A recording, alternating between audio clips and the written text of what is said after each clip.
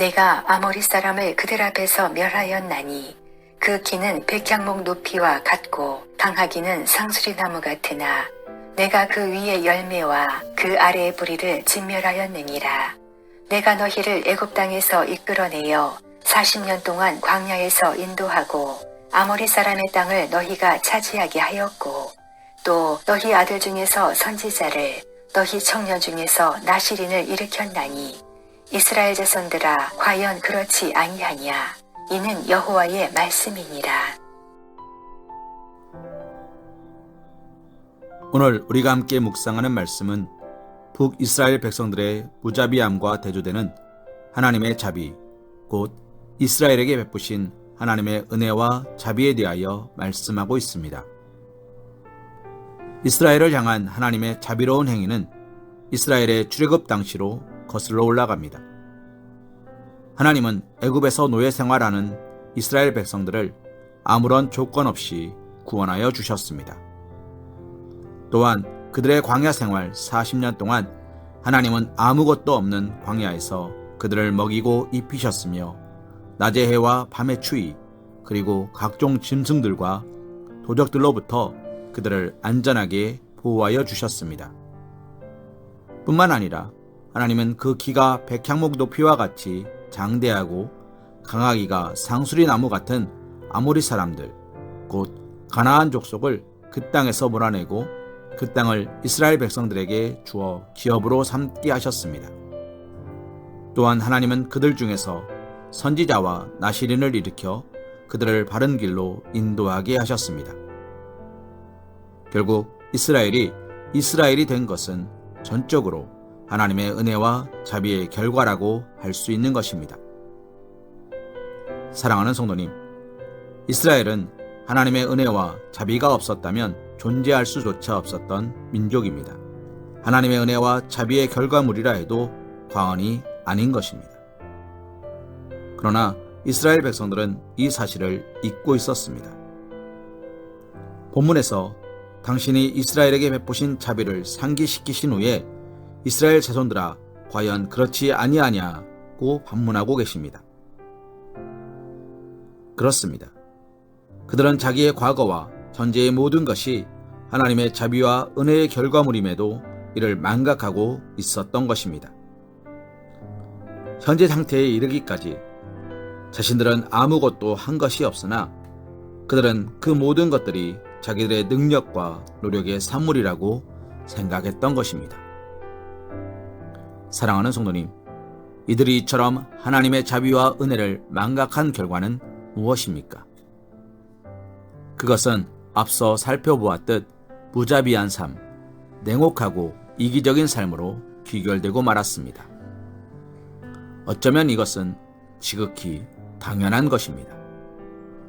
우리가 지금까지 살아온 모든 삶, 그리고 현재 소유한 모든 것이 하나님의 은혜와 자비의 산물임을 안다면 그로 인하여 감사하고 하나님이 우리에게 베푸신 것처럼 우리 또한 타인들에게 베푸는 것을 주저하지 않을 것입니다.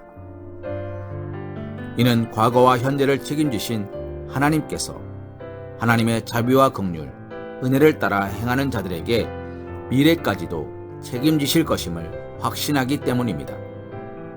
하지만 이를 알지 못하고 인정하지 못한다면 그것은 자신의 과거와 현재가 자신의 수고와 노력, 공로의 결과라 생각하기 때문일 것입니다.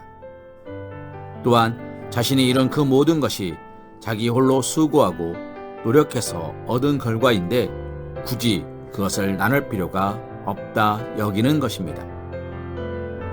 사랑하는 성도님, 그러나 이렇게 생각하는 이들은 자신들의 미래 역시 불안정한 것이고 불확실한 것으로 여길 수밖에 없습니다.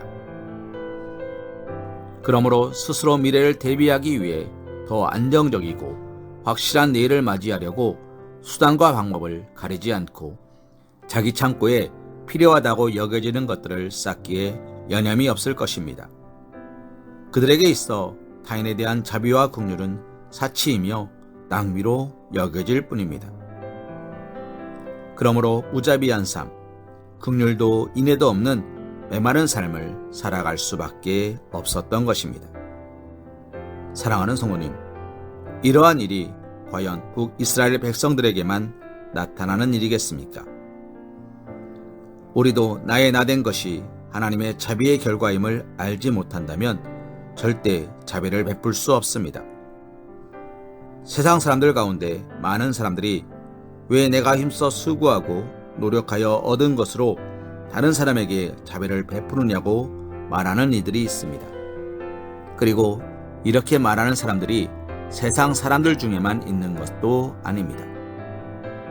성도라고 이름하는 사람 중에도 이와 같이 말하며 이기적인 삶을 사는 이들이 많습니다. 그러나 이는 참으로 어리석은 생각이며 더 나아가 교만한 생각입니다. 사람은 누구도 하나님의 은혜와 자비가 없이는 살아갈 수 없으며 아무것도 이룰 수 없기 때문입니다. 물론 무엇인가를 이루었고 많은 재산을 모으고 특별한 지위에 있는 사람들은 분명 그 자리에 서기 위하여 다른 사람들보다 더 많은 수고와 노력을 하였을 것입니다. 하지만 그럼에도 불구하고 우리가 분명히 기억해야 하는 것은 하나님의 자비와 은혜가 없었다면 절대로 그 일들은 이루어지지 않았다는 것입니다. 이러한 점에서 우리는 모두 하나님께 은혜와 자비에서 빚진 사람들입니다. 그러므로 우리는 하나님께 은혜와 자비를 받아 누리고 있으며 하나님께 대해 빚진 자임을 알고 또 인정할 수 있어야 합니다. 그리할 때 우리는 하나님의 자비하심, 긍휼하심, 은혜로우심을 본받아 타인들에게 나누는 삶, 베푸는 삶, 진정 성도다운 아름다운 삶을 살 수 있을 것입니다. 고린도전서 15장 10절 말씀으로 오늘의 말씀 묵상을 이어갑니다.